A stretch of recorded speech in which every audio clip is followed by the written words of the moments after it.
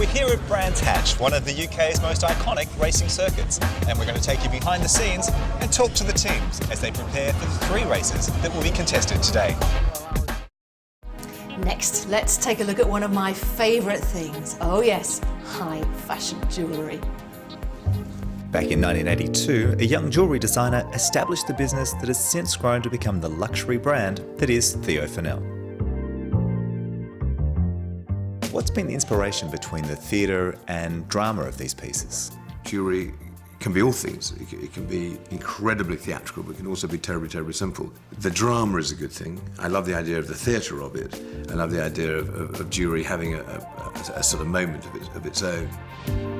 I guess I first started jewellery just after I left art school. I got a job quite by chance with some people called Edward Barnard's in Hatton Garden. They were a fantastic old-fashioned firm of silversmiths, all the old techniques and craftsmen. And after about 2 weeks I was sent into the workshop, which I hadn't seen up to that stage, and I just fell in love with the whole process, and it was kind of like coming home. It was a fantastic moment.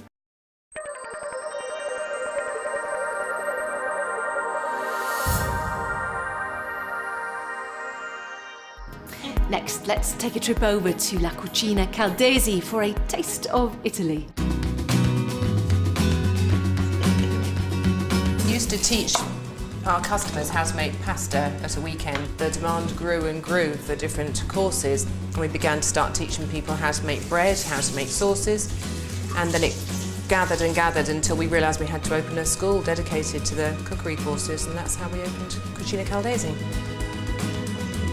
3 years ago we ran our first cookery course in Tuscany, and we were filmed for a BBC series called Return to Tuscany, and that focused on our trials and tribulations of opening our cookery school and the guests that visited us and how we taught them to cook over a period of a week. Have a wonderful time, cooking, eating, drinking, what else?